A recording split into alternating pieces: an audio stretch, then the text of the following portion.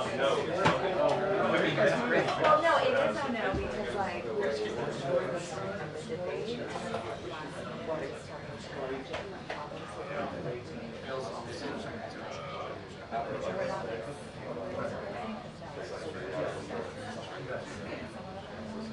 so we're right by. So you know how my house is on the bachelor's and our front is corner of so now we're like just by the trail on the other side. So we're along. So like closer to Butella?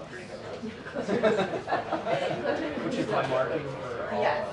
We met one of our new neighbors last week and she's like, you're so yeah, yeah. And like on the other side of the street, whatever. that's really cute, yeah. So we're on the, so we're like just, like literally just south of the trail. We're like as close as you can get to the so it's like a 4-minute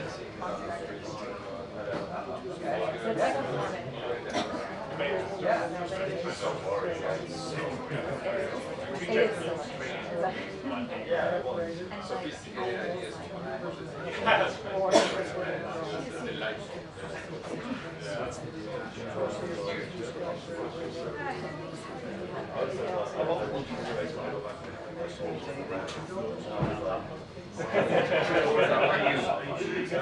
Yeah. And like, I messed up yesterday. My colleague had it. But anyway, I was that's fine. sorry.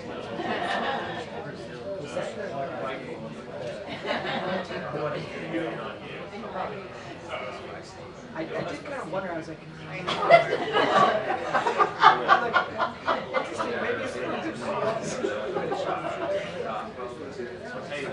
Even the fact that they have this guy. Absolutely.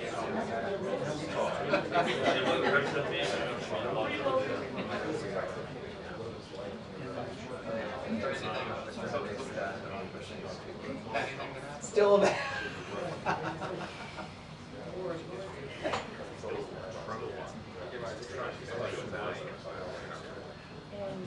Nationally? National registered voters plus 6. Are you guys doing a state by state system? We couldn't do that fast. Plus 9. Plus 9 of them are registered. What was I'm he? sorry, plus 8. What was he pre-grade? He was plus, in ours, among registered voters, he was plus 6, and now he's plus, oh yeah, he is plus 9. And then before, among likely, he was plus 3, and now it's plus 6.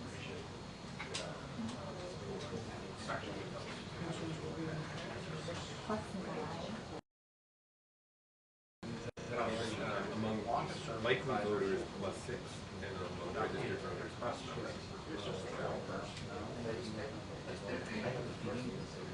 And 48% of Democrats think he should remain the nomination, which is less than, although not that much less, only 52% of Democrats thought that before. Before the debate.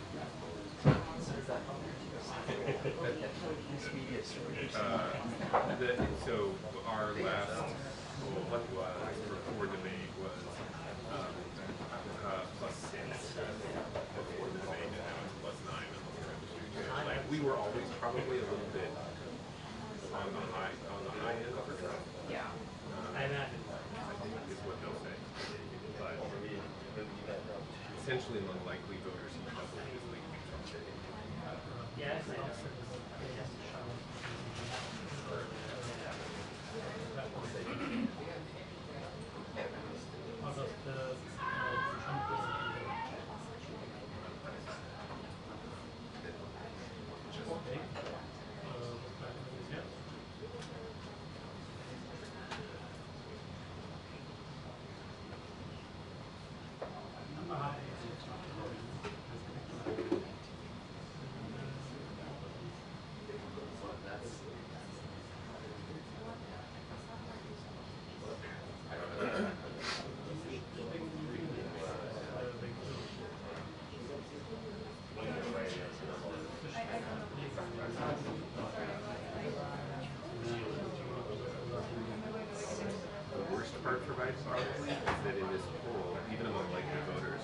his number is at 40. I mean, that's so not getting ahead to his other. Do you guys have a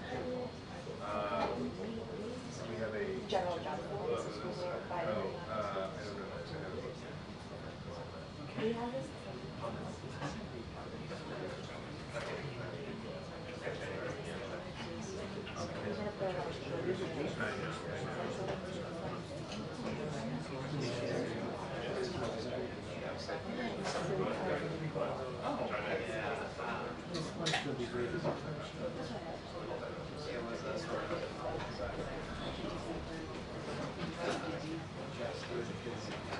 I'm sure that we do it.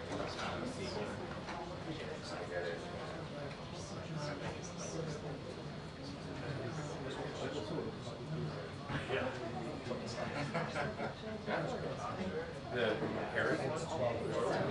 Yeah, it's before.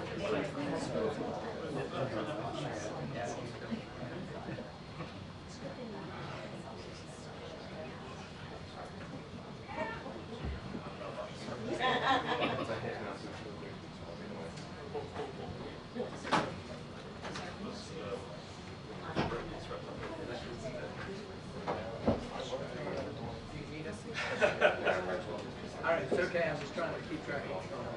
Right. You got too much.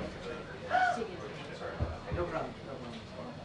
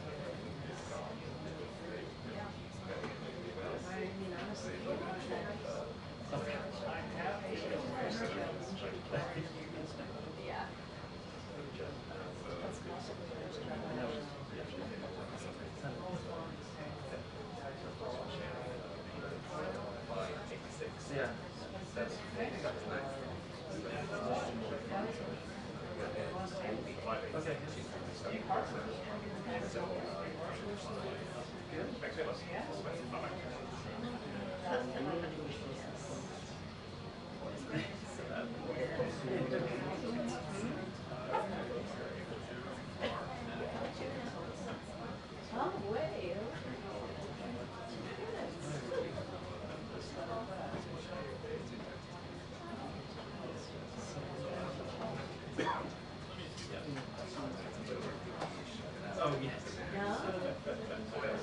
Oil. Oil. No.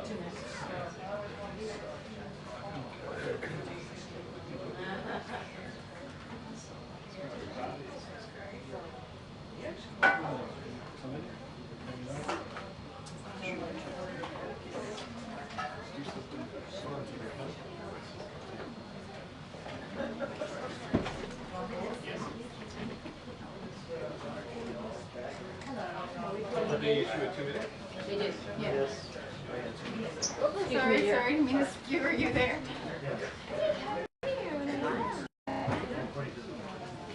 Oh, you have it? I'm going with 52. No, that's right. Yeah, we had for Maria and I have It's pretty cool. Hi, dear.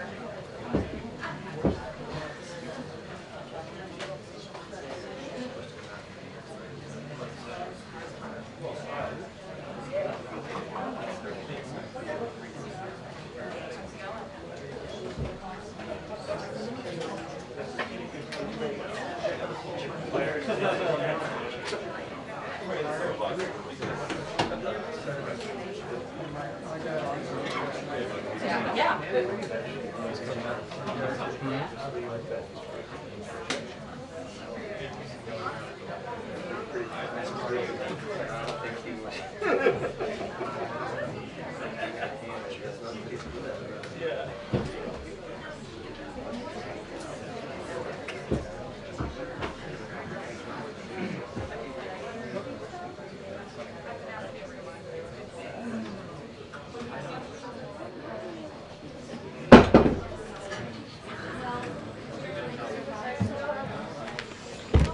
Hi, good afternoon, everyone. All right. I have a couple things at the top. So I want to begin by sharing that Biden-Harris administration is announcing a significant new security assistance package for Ukraine as the United States continues to support Ukraine's defense against Russia's invasion. This announcement is the 7th security assistance package that President Biden has authorized to help Ukraine since he signed the National Security Supplemental in April. It includes missiles for Ukraine's air defense systems, ammunition for high mobility artillery, rocket systems, artillery rounds, and other critical capabilities that are being drawn down from U.S. stocks using presidential drawdown authorities. It also includes new funding that the Department of Defense will use to purchase interceptors for Patriot and NASAM air defense systems to help Ukraine defend its troops and its cities against Russia's aerial attacks. The United States' support over the last few months has been critical in helping Ukraine defend their territory against Russia's advances. Thanks to the bravery of the Ukrainian forces and weapons deliveries from the United States and our allies and partners, it is increasingly clear the Russian offensive around Kharkiv has been a failure. And as President Biden has been clear, we are committed to continuing to stand with Ukraine until they prevail against Russian aggression. So I want to share a bit of additional updates before for all of you before we start. I know some of you have been trying to confirm some of this information that I'm about to share, so I'll do it right now at the podium. The President has connected with Leader Jeffries, Senate Majority Leader Schumer, Representative Clyburn, former Speaker Pelosi, and Senator Coons. Today, President Biden taped 2 Black radio interviews that will air tomorrow morning. One is with Earl Ingram on Civic Media Network, which airs across Wisconsin, and one with Andrea Lawful Sanders on WURD's The Source in Philadelphia. And as Governor Walz of Minnesota announced today, the president will meet with more than 20 Democratic governors. Now, as you know, these governors are some of our closest partners when it comes to creating jobs, building new roads and building bridges and so much more. And so the president certainly looks forward to meeting with them. And with that, I am happy to take your questions. Sung Min. Thank you. Last night at the fundraiser, the president blamed jet lag for his debate performance, but he was back stateside for well over a week. So does he really need more than a week and a half to recover from traveling in Europe? And is that really what he thinks caused his poor debate performance? So, yeah, just a couple of things, and I do appreciate the questions. You know, the president has certainly spoken to this many times about the debate, and so he had an opportunity to do that in front of supporters, and as you just stated, he did that. He owned that the debate was not his best night, and he said himself, it's not an excuse, but it's an explanation. I was standing here yesterday, and many people were asking why and what's the explanation, and that's what you heard from him. Look, the two, I think, in addition to the 2 major trips, he was also continued to do his presidential duties. He worked late in doing that, and he also prepared for the debate. And on top of that, there was obviously the jet lag, as you just asked about, and also he had a cold. And you all heard directly, you heard from him during the debate. He had a hoarse voice. Many of you reached out to me and my team and some other members of the White House asking what was going on. We confirmed that he had a cold. And so I think those 2 things, continuing obviously to do his duties as commander-in-chief, as the president. And so I think some of you here in this room can certainly relate to, you know, what could happen when you're having an important moment and you're not feeling well, and also you wish you could have done better. And so he took ownership. I think that's important.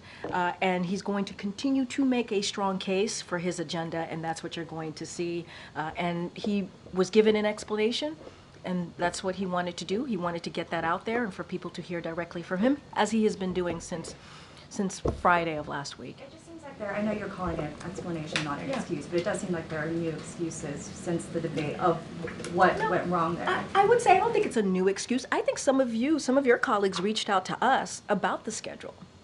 Some of your colleagues asked if the schedule was too strenuous, or was it because of the jet lag, and so we are laying out and explaining exactly what happened. You heard from the president, you've heard from me, and it was, you know, indeed a schedule where, you know, the president traveled 6 time zones forward to G7 in Italy, 9 time zones back to LA, and 3 time zones forward again to DC. That's something that one of the print pooler on that day laid out for all of you and those who read the pool notes. And on top of that, he did have a cold. So it is an explanation. I don't think it is an addition. I don't think it's, we certainly don't want to explain this away. But you all asked me for an explanation yesterday. The president gave that directly yesterday to his supporters. He wanted to make sure, knowing that all of you would get that information as he's speaking to his supporters last night. Sure. You mentioned all the calls that he has made in your topper. Why wasn't he doing that on Friday, and why wasn't he doing this sort of damage control? Why was he waiting to do that until middle of this week? I mean, look, I was asked a similar question by one of your colleagues yesterday, and look, you know, the president obviously right after the debate, he visited 4 states in 2.5 days, gave a couple of remarks. He met with supporters, whether at the Waffle House or in Atlanta at a watch party, or in North Carolina where there were hundreds of supporters there in Raleigh. And so he was busy dealing with his schedule, and also speaking directly and engaging with his supporters, and then spend time with his family. I think what's important is that he has done this outreach. He's having these conversations. It is important to him to do so. And the folks that I laid out that he spoke to or some of them have been his colleagues. Some of them have been elected officials that he's known for some time. Obviously, Leader Jeffries is a new relationship that he has, someone that he obviously respects, and so, you know, it is. I think it's important to note that they were strong conversations. That's something that the president told me and my team directly moments ago. He was walking around, and we happened to see the president, and he said they were strong conversation. And by the way, he looks great. The vice president's great, and they are ready to continue working on behalf of the American people. Okay, so. Thank you, Karine. Hi. Is President Biden considering stepping down? Absolutely not. And you heard, I think, by as well.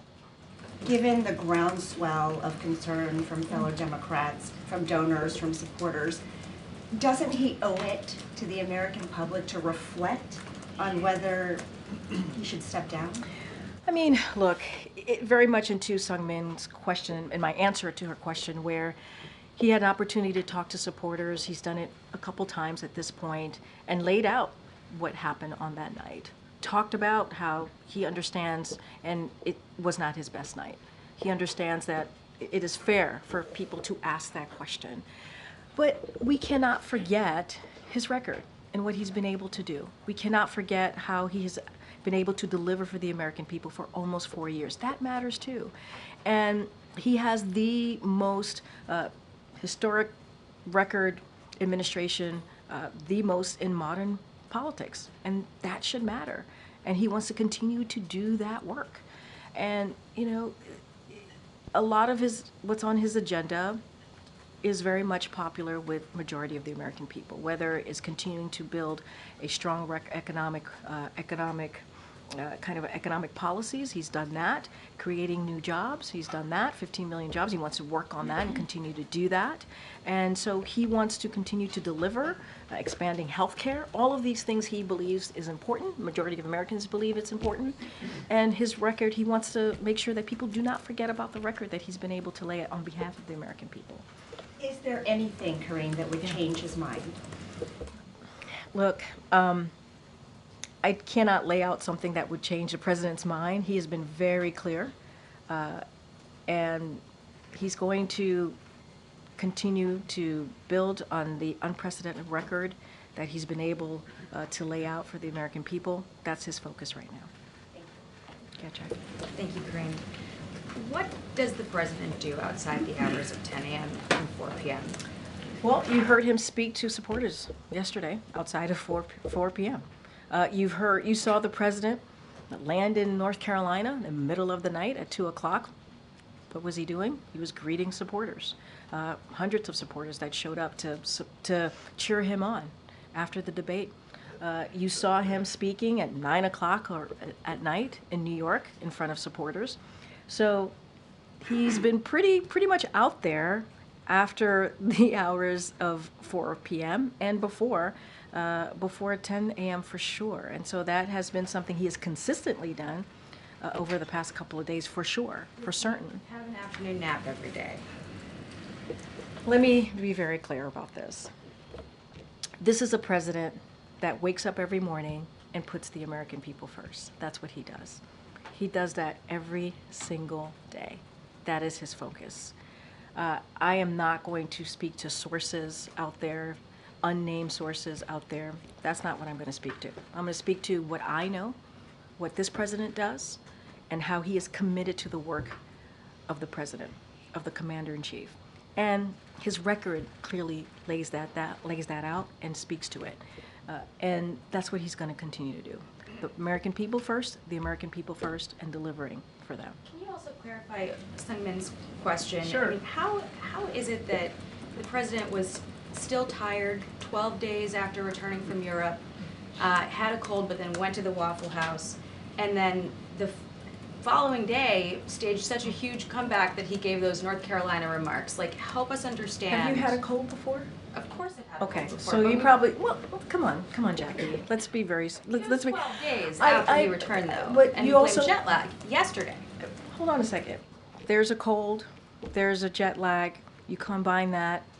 He continues to work for the American people day in and day out, around the clock. Things happen.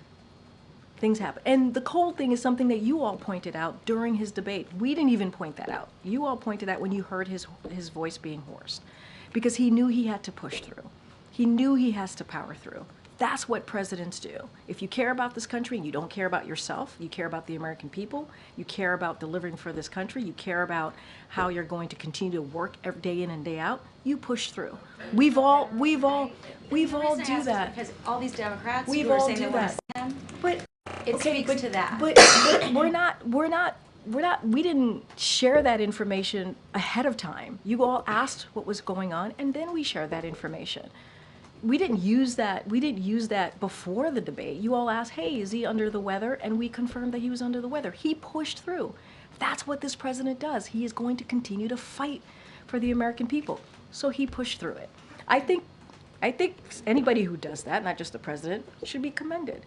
And he also said, you heard him say this on Friday, when you get knocked down, you get back up. That's what you saw. Is there any discussion that if the president were to suspend his campaign, that he would also resign? Are there any discussions about the absolutely vice not. president assuming his duties? Absolutely not. Go ahead, Kellyanne. Does the president have a duty to review data, like polling information that's coming in, donor information, the fears and concerns or anxieties expressed by Democrats? Does he have a duty to review what's happening now? When you say a duty, can you say more about the duty You're saying piece? that he's absolutely running. Yeah. Well, he's saying that, and I'm sharing with you his view. And we would invite the president to come here and tell us that directly. Noted, Kellyanne. But he's awake. that's inappropriate. As you heard from your colleague, the president of the WHCA, that's inappropriate. Thank you, Kelly. My question is, information is coming in, an assessment is happening within the party. Does he have a duty to review that? Has he closed the door on reviewing the data? So I'm going to be really mindful, 'cause obviously you're asking me about campaign numbers and data that's coming in. And look, what I will note is that this is a president that looks at everything, takes in all the information. It's important to him to do so. I don't want to get into hypotheticals here. That's not what I'm here to do. What I can say is, in this moment, we move forward on building on this unprecedented record that the president has been able to lay out for the American people, and that's going to be our focus. I don't want to get into hypotheticals. I don't want to get ahead into anything else. It doesn't sound like closing the door to reviewing this over a period of time. What I rather can than say condition. is the president is moving forward. He's moving forward as being president. He's moving forward with his campaign, as his campaign has been very, very clear about that.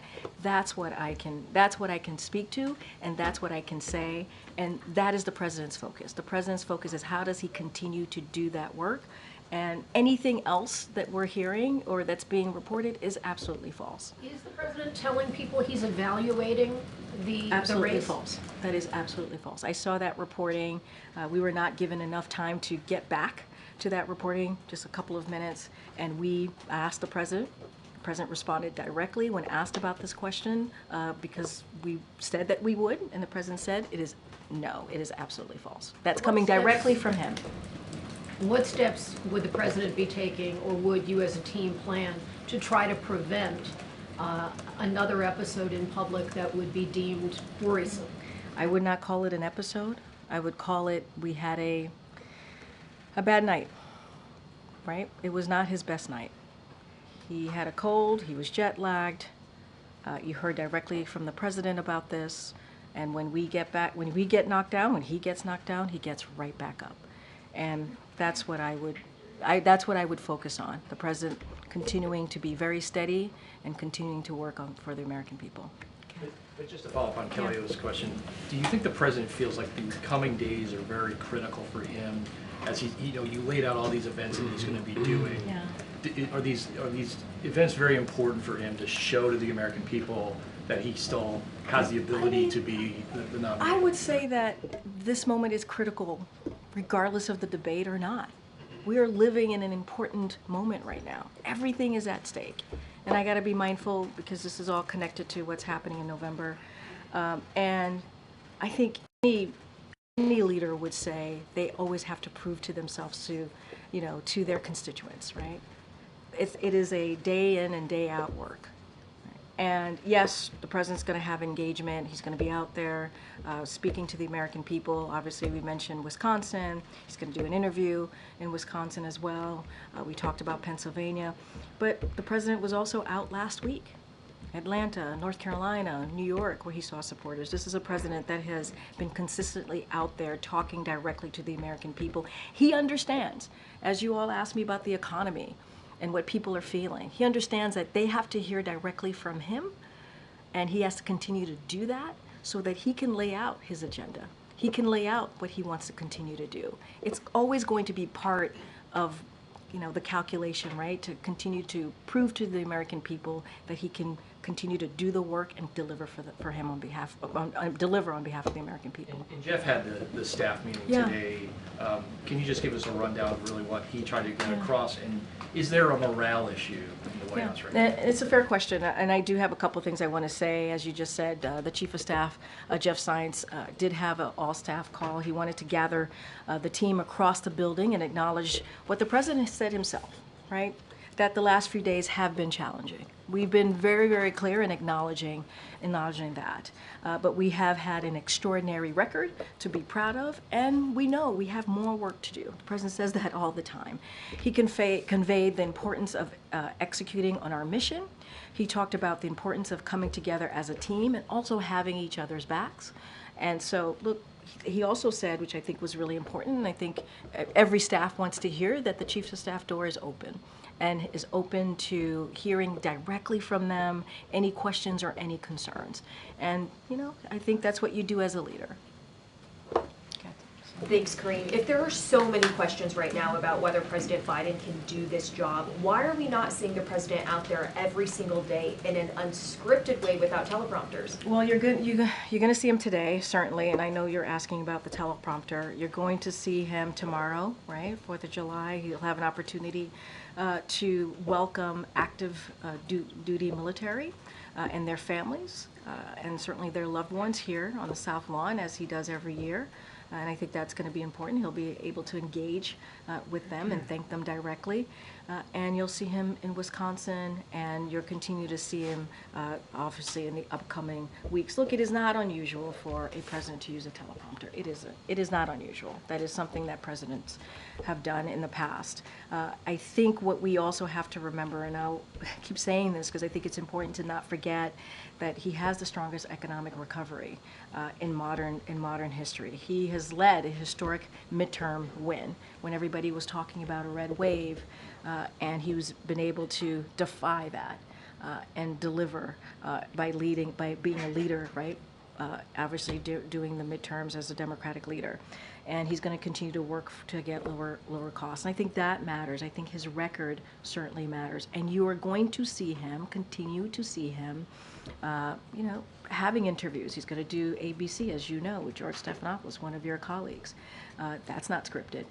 And he has done more than 40 interviews that have not been scripted. Interviews do not have a script this year alone. So you'll see him out there engaging with the American people, and I think that's important. But again, we're now almost a week after the debate. Why doesn't the president just come here right now and answer for himself at this briefing room all of the questions that we have? You asked me a couple things. You asked when is he going to be unscripted? He has been. When he went to visit a diner in a couple of days ago at the Waffle House when he met with some of the supporters in Atlanta, North Carolina, where hundreds of supporters showed up. He certainly had an opportunity to engage. On Friday, he's going to be taking some questions from one of your colleagues. I think that's going to be important, and we're going to continue to engage with all of you. We're going to certainly looking forward to doing that. He'll have a press conference next week at NATO press conference, a big boy press conference, as Justin from Bloomberg stated yesterday. And so we'll do that, and he's looking forward to it. And Karine, President Biden has always promised to tell the American people the truth. So can you be straight with us and the American people? Is the president clear-eyed about what it takes to stay in the race and what it would take for him to drop out? The president is clear-eyed, and he is staying in the race. I don't have anything else beyond that. He's staying in the race. That is what the president is promised to do, what he wants to continue to work on the successes that he's had. His record is unprecedented record, and that is what the president is focused on, continuing to deliver for the American people. And he looks forward to doing that. Go ahead. The NATO summit is coming up next week. Yes, ma'am. Is the president frustrated that this debate over the presidential election could cast a shadow over your goals for the NATO summit? Has he made any effort to reach out to the NATO leaders that will be coming to sort of assure them that this isn't going to derail that agenda? So look, as you stated, next week the president's going to host the NATO summit here in Washington, D.C. It is also the 75th year anniversary of NATO. And let's not forget, NATO has become stronger and has gained 2 more countries because of this president's leadership, and all very much important in doing so is very much important in stopping and helping to stop Putin's aggression as Ukraine continues to fight, certainly for their freedom and democracy. Look, foreign leaders have seen the president close up. They have. And you know, and close up and personally for the past 3 years. And I think that's important to know. They know who they are dealing with and how effective he has been. I just talked about how NATO has expanded because of his leadership, how NATO is stronger because of his leadership. And I think that's important to note as well. And so, look, you're going to see the president, you know, being a leader in front of these world leaders. You're going to see the president continue to bring these world leaders together. And as it relates to what's happening currently, you heard directly from this president. He understands the criticism. He gets the criticism. He has owned up to it. But he also wants to move forward and continue to deliver on the really critical, important issues that the American people care about. When you think about NATO, you think about foreign policy, it is important to continue our world leadership on that, being leaders and strengthening our national security as well. And that is how the president thinks about this day in and day out. I just want to follow up on the kind of questions about the outreach from the White House. Yeah. Does the president intend to make any other calls beyond the ones that he's made today to the congressional leadership? And then, you know, Representative Doggett said he reached out to the White House before he made his comments and did not hear back. He said he wanted to speak to President Biden personally about his concerns. Yeah, look, I can't speak to the outreach that he made. I have not spoken to the Office of Legislative Affairs, so I can't speak to that. What I can say is the president certainly has looked forward to working with Democratic leaders and congressional members over the past 3 years. I keep talking about his record, certainly his record when it comes to legislation and getting things done. He couldn't have done it without Democrats like Doggett, and appreciates his obviously his support and his partnership. I can't speak to outreach. It's not something that I've spoken to the Office of Legislative Affairs about. And look, the president. Sorry. Sure. You want to take that? I know. He's like, you just brought me up in the briefing room. I have something to say. I would also note that. Look, I don't have any additional calls to read out or to lay out. One of the reasons that I mentioned it at the top, because I know some of you were trying to confirm and wanted to make sure that we got back to you, all of you, about that. And as you know, he's going to meet with Democratic governors, as I just stated at the top. So he's going to continue to do engagement. it is important. Some of these leaders, he could not have delivered on this record accomplishment that he's been able to get done without them. And so I'll just leave it there for now. I think the question that we're all asking in different ways and is, has the president and has the White House, have you sort of missed the boat in terms of responding quickly enough? I mean, I spoke to someone today who said it was too little too late. Quickly enough on what specifically? In explaining and discussing what happened at the debate and reassuring donors and other people that, you know, he intends to keep running. Look, as it relates to donors or anything political like that, so obviously that's something that the campaign should respond to. But I would remind you that the day after in North Carolina, the president spoke to his debate performance. He did. He talked about it. He gave, you know, his thoughts.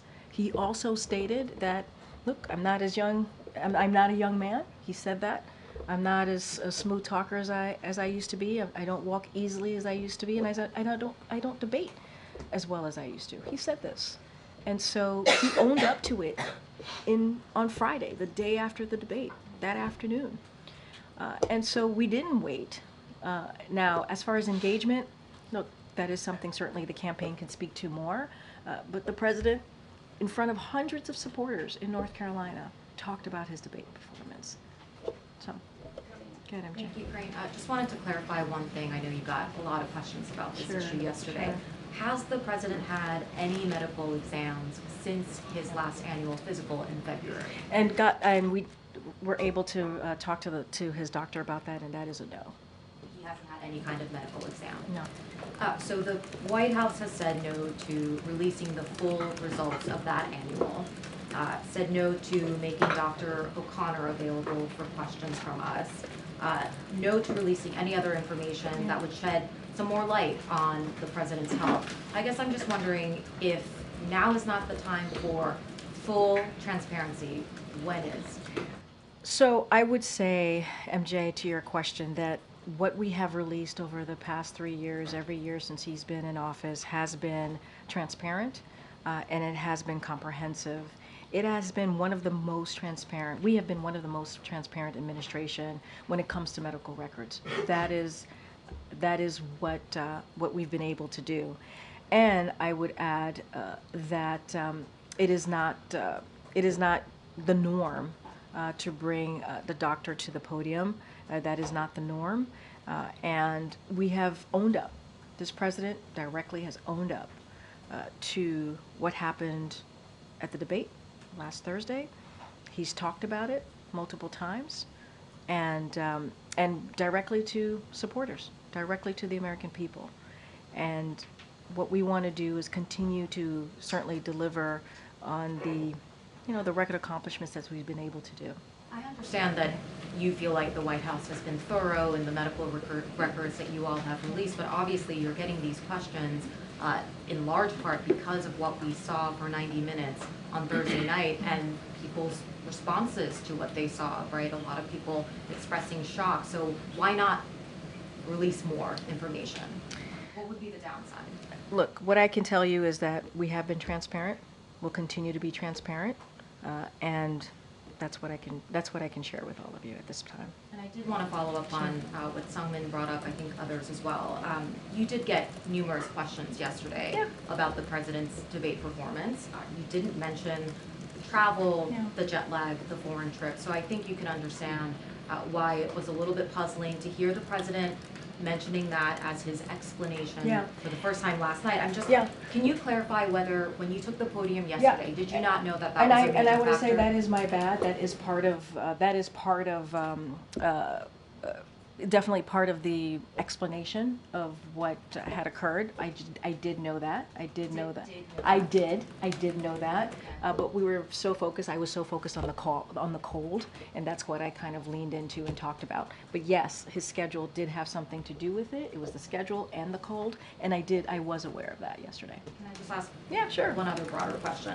The president, and I know you will remember this, back in 2020, referred to himself as a transition candidate. He also said back then that he would be a bridge to the next generation of Democratic leaders. Do you still believe that?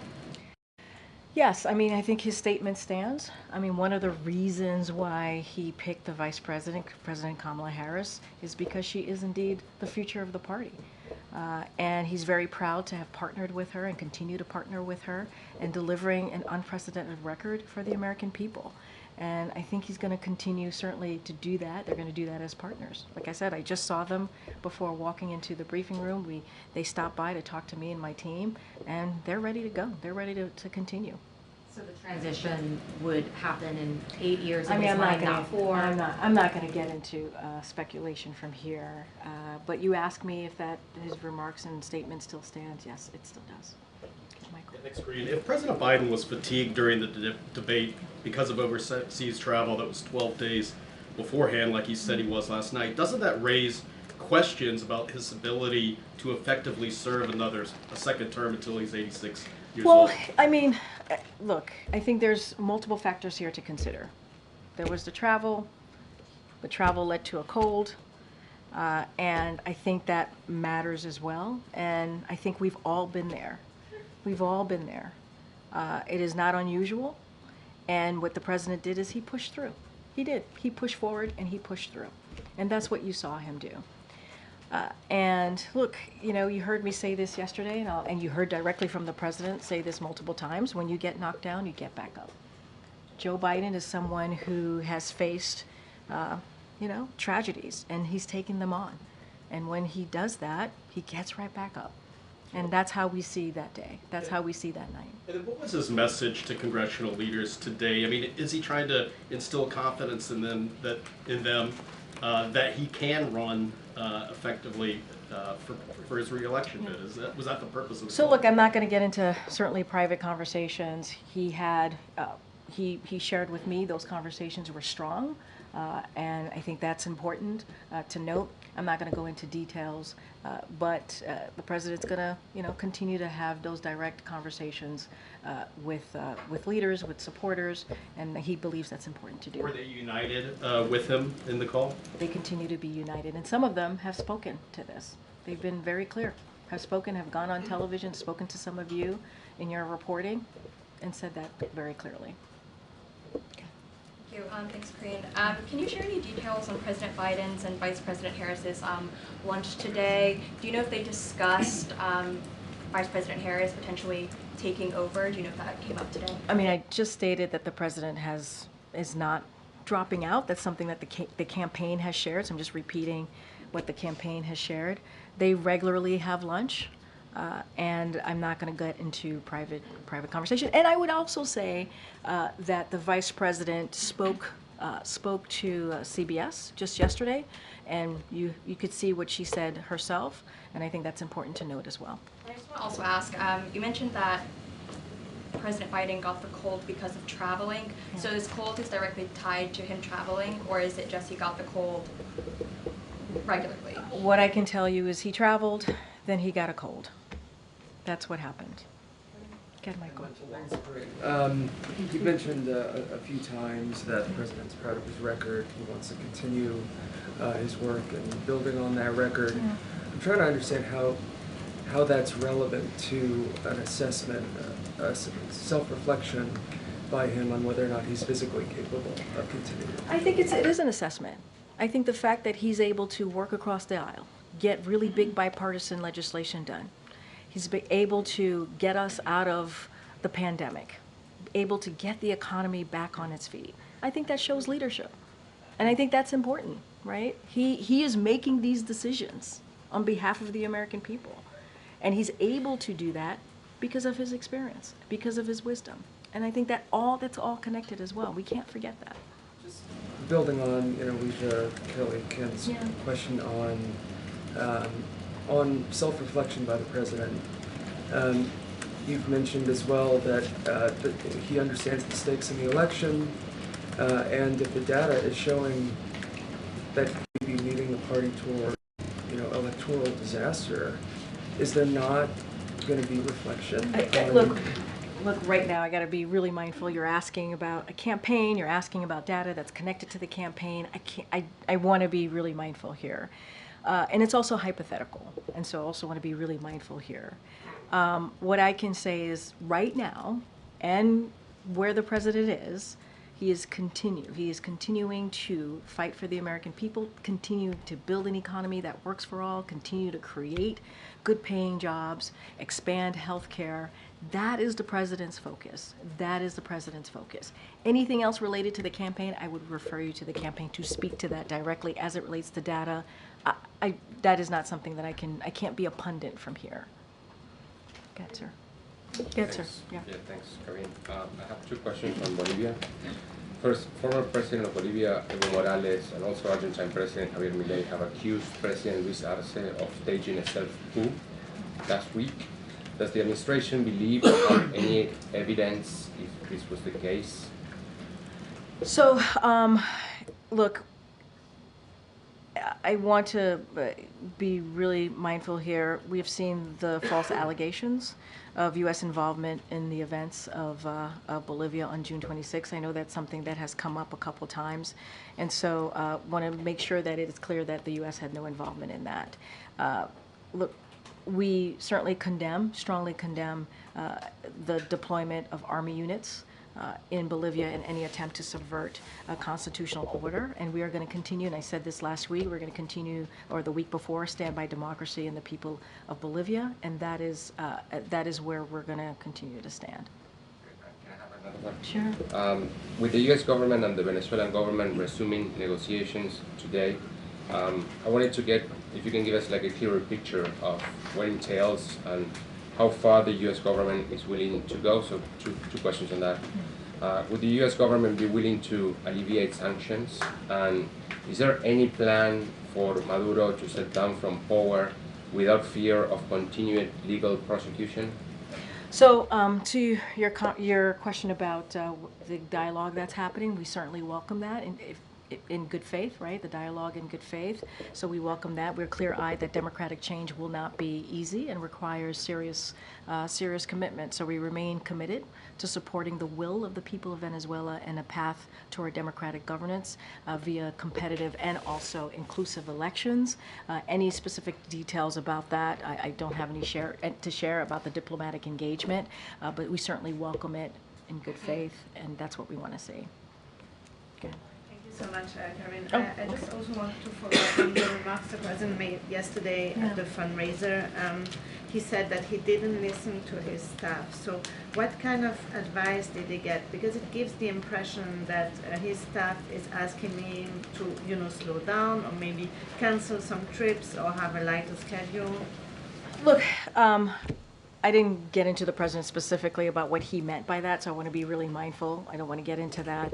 But I think what the president was trying to say is that he had a schedule that was rigorous, the travel that he had to do, crossing multiple, obviously, going from Italy all the way to the West Coast, and I think as you know, that could have a toll on anyone, whether you're 20 or 80. That could have a toll on you. And so I think that's what he was alluding to, speaking to. I don't want to go beyond that because I haven't spoken to him on the other component of when he was speaking about his staff. But as it relates to certainly the travel, it was rigorous. He had a rigorous travel. We talk about it sometimes. I think I've mentioned this to some of your colleagues, that he has especially when he travels abroad, it's a pretty rigorous travel. We get tired looking at him doing his meetings and traveling, and so I think that's what he was speaking to. And I don't think it has a toll on, regardless of what age you are, it has a toll on you, that type of travel. Thank you. There's no question that international travel can be rigorous. I think the confusion is that he's still suffering from the effects of that nearly 2 weeks later.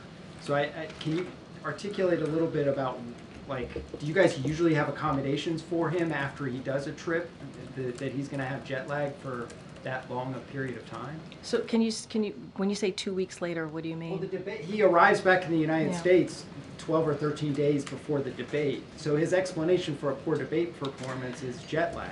So what I want to say is it's the jet lag and also the cold, right? It is the two things, and that occurred. And you all heard it in his voice when he did the debate, right? And it is not even something that we shared ahead of time. You heard it in his voice, and we confirmed it. And I think that's important to note as well. Like, it is the jet lag and the cold. But I want to be really clear here.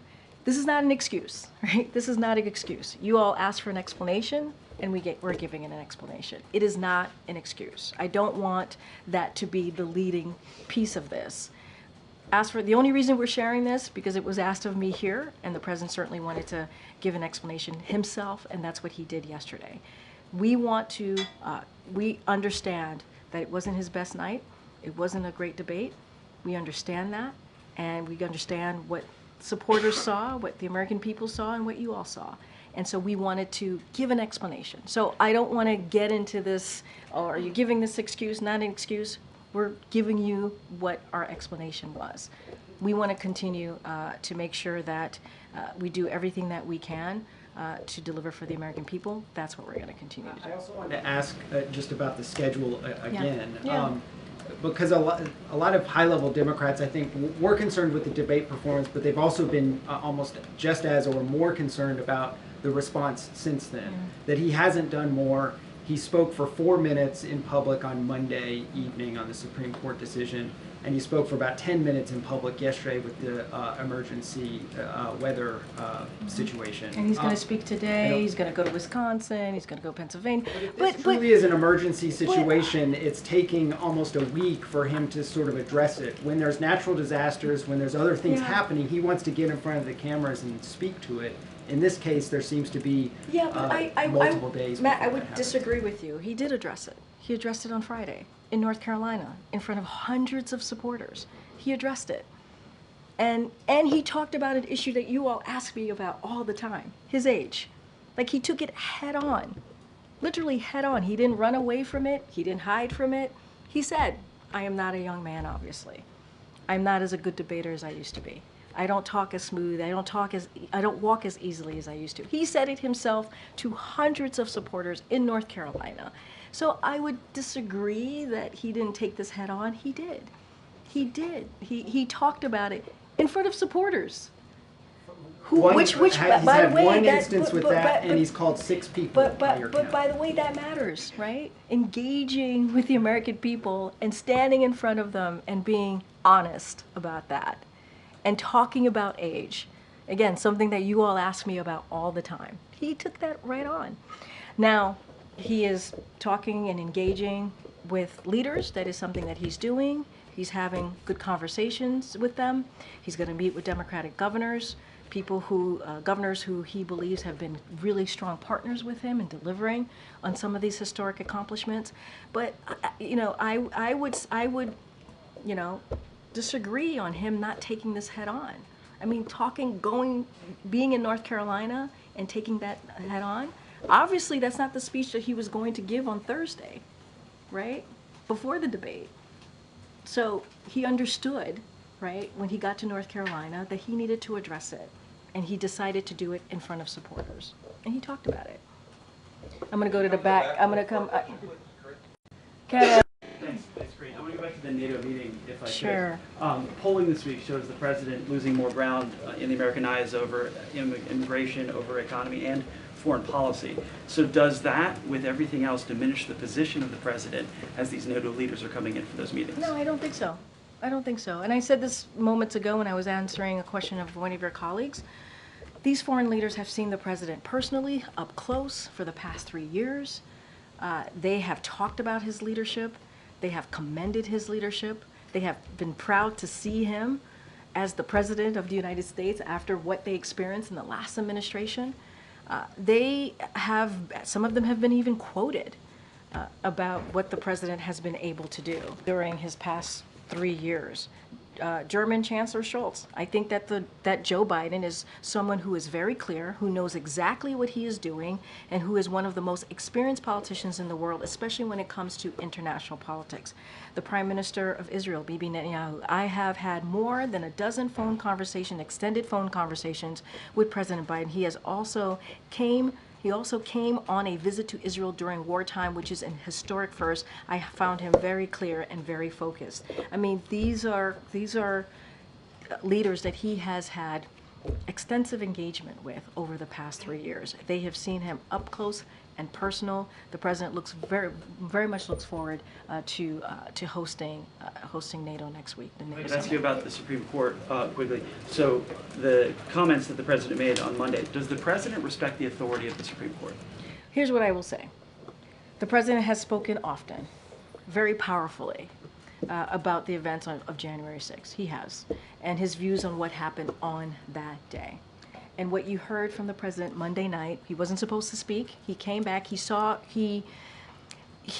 felt so strongly about the decision from the Supreme Court that he came back early and wanted to speak directly to the American people, and that's what he did. It was that significant. He believed, as President of the United States, to speak directly to the American people. And he said this is a dangerous precedent. It is. It's a dangerous precedent. He also said and laid out that the Supreme Court has continued to take away long-established freedoms and norms, including a woman's right to choose, and now threatening the fundamental American principle that no one is above the law. And so this is why the president came back, and that's what he spoke out about. And he fears for our democracy, and he knows we must do everything that we can to fight. But he can disagree with the ruling. Does he respect the authority? He respects the authority of the Supreme Court, and like you just said in your question, he disagrees with the ruling. Absolutely. It is unprecedented. It is dangerous. And that's why the president wanted to make sure that the American people heard directly from him. Go ahead, Raquel. Thank you, Karine. I want to do a follow-up about the lines that you were just reading on foreign leaders, because it seems like this perception has changed after the debate. You mean the quotes that I was laying out for all of you from Chancellor and the Because Prime Minister? talking to diplomats here in DC, they're telling me that the word... Diplomats or leaders of countries? Diplomats who work for these leaders. Okay. No, I know. I just wanted to make sure. I mean, I was talking about the leaders. No, I hear you, but I'm talking about the leaders who have been on the record. Yeah, but after the debate, what they're saying that after the debate, allied countries are worried about the future of the U.S. and that it is a scary and embarrassing time for the country, and that the U.S. leadership is at stake. And one said, imagine the watch party in Beijing and Moscow. So are they right to be worried? Look, there's a lot at stake. There's a lot at stake right now. There is. And I think that's why the president fights day in and day out on behalf of the American people. I got to be careful because you're kind of, they're worried about, I'm assuming, the election and what's going to happen, so I don't want to speak to that. But what I can say more broadly, there is a lot at stake. And we see that. We see that with Roe being overturned, the Dobbs decision. We see that with what happened on January 6th. Our democracy and freedoms are at stake. And not only do diplomats and world leaders care about that, Americans here at home care about that.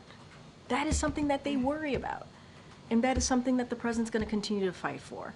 Going to be careful. I can't, get into hypotheticals, what will happen. There's obviously an election going on. But there is indeed a lot at stake, and we talk about this all the time. Democracy, freedoms, a woman's right to choose. That is important. That is important to fight for. And what Republicans are trying to do, extreme Republicans in Congress are trying to do, put 3 national bans on abortion. That's what the type of legislation that they want to push forward. So we disagree with that. We're going to stand with the majority of Americans. Go ahead, Paris. Thank you, Karine. 2 questions. One is on NATO. So on next week's summit, does President schedule any important ballots with the bilaterals with the leaders, especially including Turkish President Erdogan? And second question is, we know China have been causing a lot of conflicts in South China Sea, Taiwan Strait, and East Sea. Yesterday, we saw Chinese Coast Guard ship harass Japanese ship near Senkaku Islands, also detained a Taiwanese fish boat at Taiwan Strait. What is White House reaction to those comments? So on the fish boat, we're obviously closely monitoring the incident, so we're going to continue to do that. And as far as any bilateral meetings, I don't have anything to read out to you at this time. I believe NSC is going to do a call on Friday to talk through what next week is going to look like with the NATO summit being here in DC. So I would say, stay tuned, look out for that.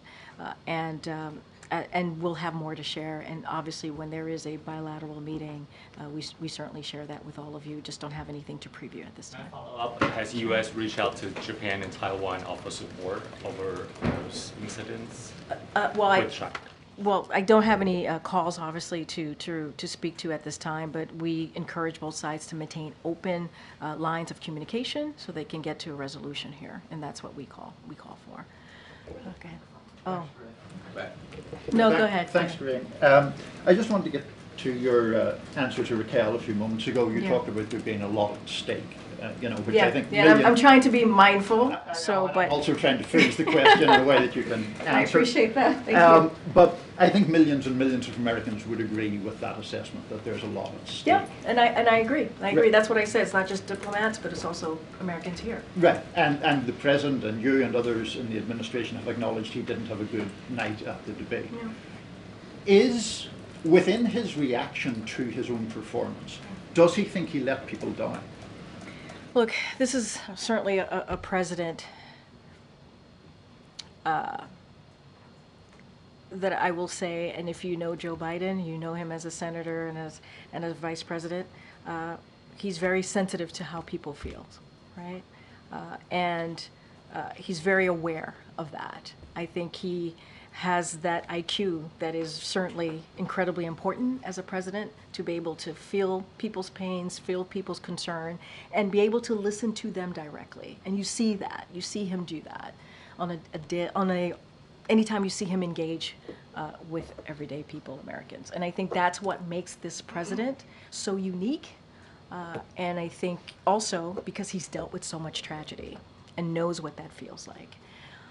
And, I have not asked him specifically that question, but he understands the concerns. He understands what people saw. And that's why he's spoken to it multiple times. And he's spoken about his age, for example, multiple times, not just this past Friday. And he gets it. He gets it. We get it. And so what we're going to do is continue to look forward, continue to work on behalf of the American people. And there is a record here. There is a record here that we can speak to. Matters to majority of Americans. We were able to turn some things around, whether it's the pandemic, the economy, expanding healthcare. All of those things matter to the American people. And so that's going to be certainly our focus. But, the president gets it, guys. He does. He gets what people saw and how people felt.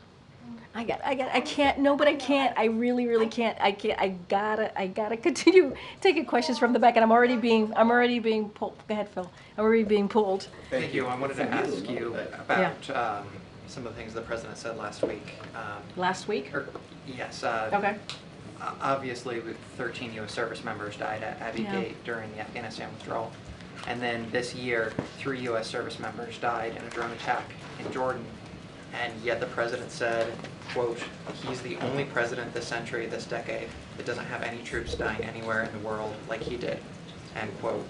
I get having a bad night, but how could the president get that so wrong? So I appreciate the question, I really do. And I was asked about this, I believe, in the gaggle on Friday, I believe. And I said this, and I'll just reiterate this now. And again, I appreciate the opportunity. Look, the president cares deeply about our service members. He does. And their families, their immense sacrifices that they've made to take on and he takes on his responsibility as a commander-in-chief, and that is something that certainly he will continue to do. I mentioned moments ago that tomorrow on July 4th he's going to have active military members here and their families to thank them personally.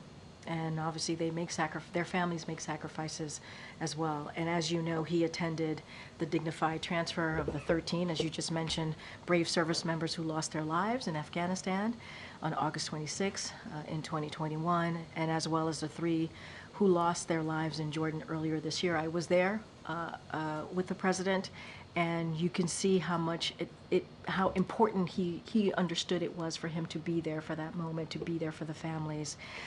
And so just want to be really clear about that, because he has so much gratitude. And we know that as a country we can never repay them for their courage. But to your question, the president was making a comparison between how many service members have died under his leadership versus in previous years. That's what the comparison that he was making, and he is he was doing that because he cares so deeply about them and their families, and wants to keep troops safe. And that's what he certainly wants to continue to do. Let's not forget that for some time he carried a card in his pocket about how many service members were wounded and killed in Iraq and in Afghanistan. That's how much it was a reminder to him, the times that we live in. I mean, this president said this century, this decade, but setting that aside, maybe on a different front here, what was the president trying to say when he said that he beat Medicare? He meant to say he beat Big Pharma. I mean, that's what he meant to say. And then finally, you have more interaction with the president than most folks. You know him better than most anyone else. Can you say, do you believe that the president is as sharp today as he was when he took this job? Have you seen any slowdowns? What I can say is this is a president who is strong and resolute in delivering for the American people. That's what I see. I see a president when I'm sitting in front of him, going through the day or talking about what he's doing next. He is someone that engages with us. He wants to know. He pushes us. He prods us, wanting to figure out like the bigger picture of whatever we're trying to explain to him, or even granular details. So he's as sharp as ever. He is as sharp as ever, as I have known him to be in my engagement and my experience with him. And I know when I walk into the Oval Office or see him on Air Force One, I have to be on top of my game. I do. I mean, and that's just kind of my engagement with him and how it's been for the past couple of years. I know I have to wrap it up. I know. Go ahead, Emily. Thanks, Greg. I just wanted to ask, how is the president's health today? Does he still have his cold, or is he feeling better? And then to clarify on the medical exam, because you said he hasn't had one since his last physical. He was on the way to the debate. The doctor was with him. He had a cold. He's 81. Does he not get checked out by the doctor? I'm just curious. Well, I can how tell that you works. he did not get checked out by the doctor. It's a cold, guys. It's a cold, and I know that it affects everybody differently. We have all had colds, and so no, he was not checked by the doctor. What was your other question? How is his health today? Does he still have the Well, cold? I saw him today. My team and I saw him today. He looked great, and he was with the vice president. They both looked great. I know. I was asked yesterday if he still had a cold. I think if he still has a lingering cold, but he is ready to go. He's ready to go. I kind of have to wrap it up. Go ahead. Great. Sources have told ABC that the president recognizes how difficult his political predicament is. So how has his mood been as of late? Has he been down? Is he frustrated? I mentioned I think multiple times at this point that I got to see him. My team and I got to see him and the vice president.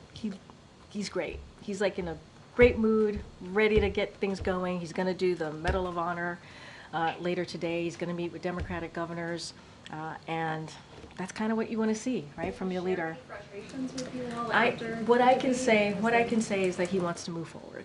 That's what he wants to do. He wants to move forward. Acknowledge, right? Acknowledge what happened. Be very clear-eyed about it, and very forthcoming and honest about what you all saw. But he also knows that he's the president of the United States. He has to continue to work and deliver on behalf of the American people. That's what he has to continue to do, and that's how he's going to move forward. All right, everybody. Thanks, everyone. Karine, I just Happy got some birthday, news that America. Hamas Yeah, has happy given birthday. the proposal that the Hamas Did that answers just got mediators? mediators just happened. I can't. Okay. I don't All have right. anything for you. It just Okay. happened. Thank you. But certainly reach out to us and we'll get you an answer. Thank you. Thank you, guys. Get over these-